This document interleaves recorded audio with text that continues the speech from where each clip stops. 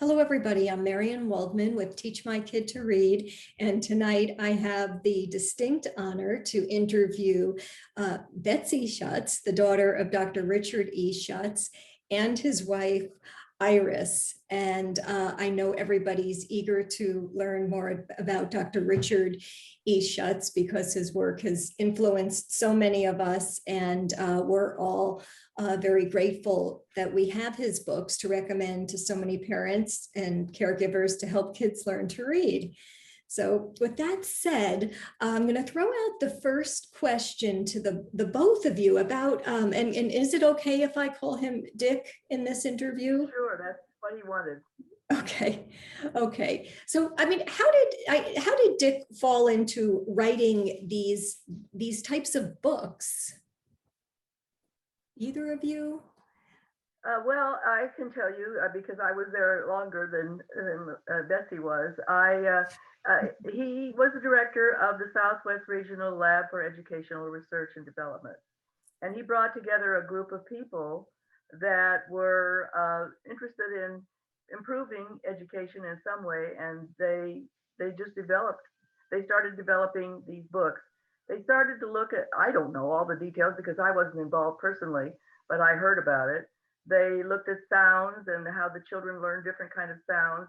And as he said, see, I think what did he say?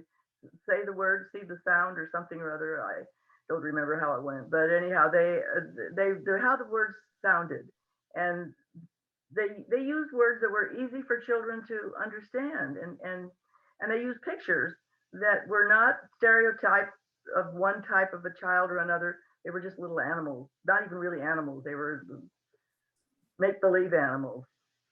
And they developed this material. And at one point, I was told they had to test it in 20% of the kids in the whole country. And there were some research studies that some of his colleagues did afterwards and showed that there was a huge difference in the children that had been in this program and children that had not been in the program. And they tried to get it into all the schools, but it just didn't work out. The publishers, no, they couldn't sell nice big books for children. And these books you could print them yourself if you wanted to. They were very easy to put together. So it didn't go through. And when he retired from the company, he set up his own business, 3 R's Plus. And then he started writing. And that's how I think he found out about him. He wrote on the computer a lot. He wrote a lot of articles. And I didn't even know that he'd written many of these articles. I looked them up after he died. Oh. And I was shocked to see how many he had written. And that's how you found out about him. Well, I entered this world as a parent when my own daughter had challenges learning to read, and I went down that rabbit hole. But it was our literacy specialist, Faith Burkowski. I think we were together at a conference, and we were talking just about parent-friendly books and the most evidence-based books. And she was very involved in one of the online books that Dick was involved with. And she said, "You need to meet Dick and talk to him right now." And I was familiar with the books, but we were also looking for ways that we could provide librarians and parents with guidance and with direction and with resources that were affordable. And we thought these are the most, Faith uses these in her tutoring practice and recommends them. She has parents work with their kids using them. And so that's how we started our conversations with him, is what's the best way we can get these books out there.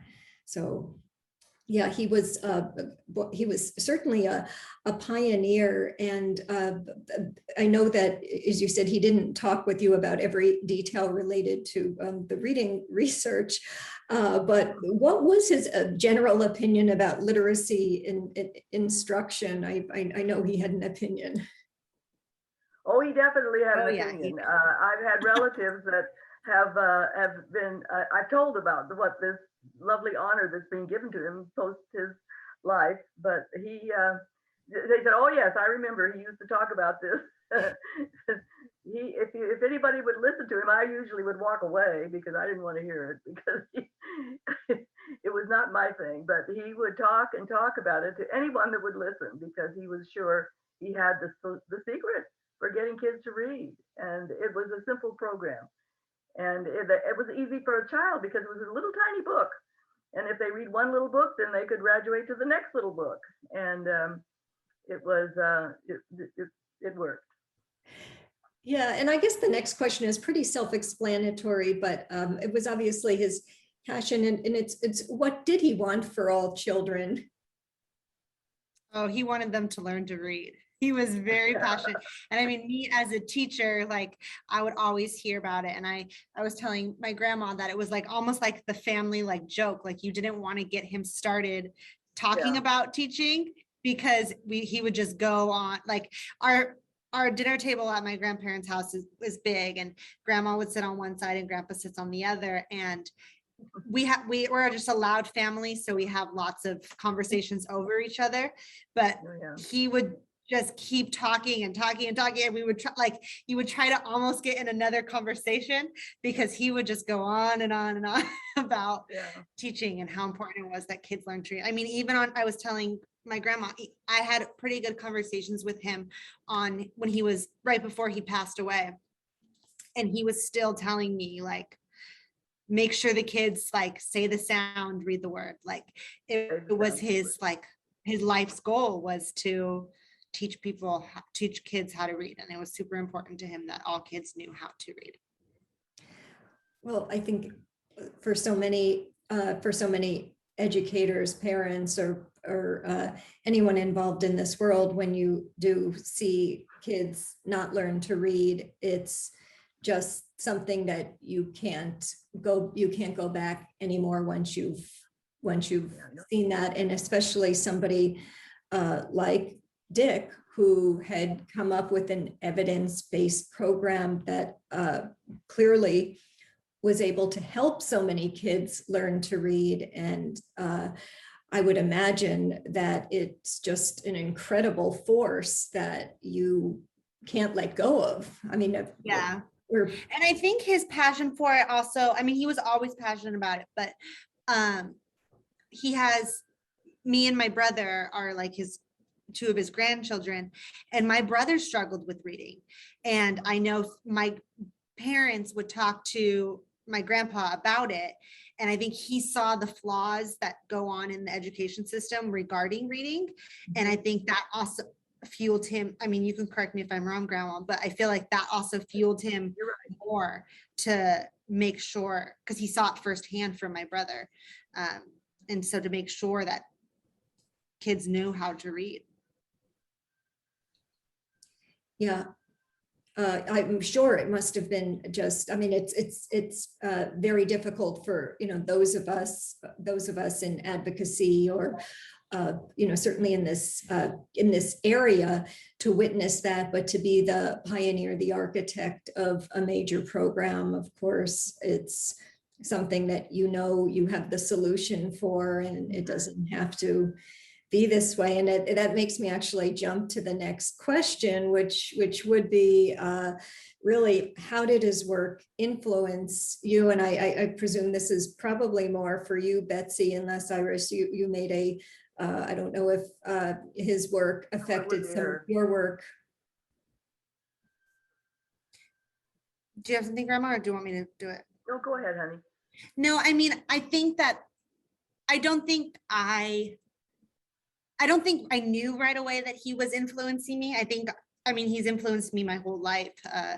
Like little things like I didn't, but I wanted to go to UCLA because he went to UCLA, and I always wanted to do things he was doing. And I don't think being a teacher was necessarily because he was an educator, but I think that, I think that, looking back, I can see the role that he played in my life. And I think that he's really impacted. I mean, I'm teaching, I didn't mean to, but I'm teaching like kindergarten. Like I'm teaching the ages that are struggling with reading, that are learning how to read.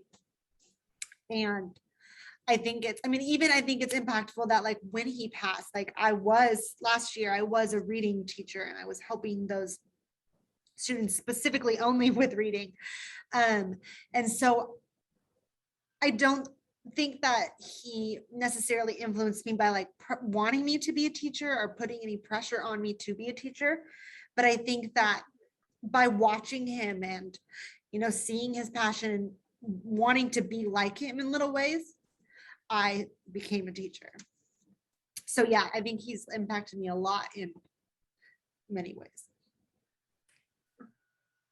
Thank you for sharing that. And it's clear, it's clear that you know, his influence and certainly his legacy is, you know, living on with the work that you're doing with your students, and you know, where you go with that.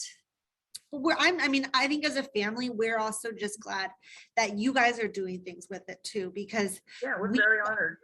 like I said, Well, we we're honored. heard about it and we knew he was doing things, but I don't think I know we fully didn't know the extent of what he was doing in the world, because he was always upstairs on his computer doing work and talking to you guys and talking to Faith and talking to the people in his reading groups and writing the papers. Like, we had no true idea.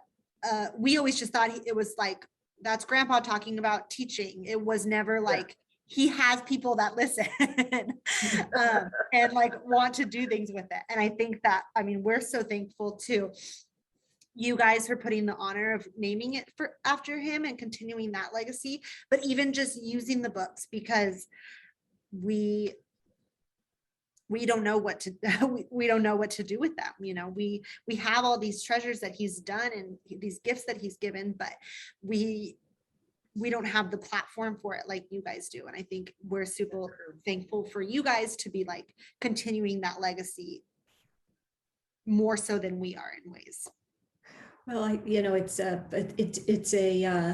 as we always say, it takes a village. I have to say that I think in our last conversation, we had to do some work to get the ebook versions on our website. And I know there's other versions floating around, and we hope to make to even improve the way we offer them now for free on the website. But I remember how he was quite excited to take a peek, and I was worried we disappointed him because we're so grassroots at the way we do things, and they're a little plain up there, but they are up there, and we're grateful for them. And they really do help so many kids learn to read. And you know, I think I have them here. I have little packets. These are from the Piper versions.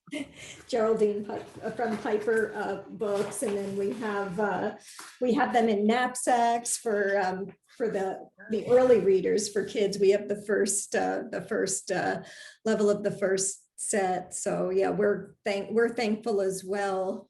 So I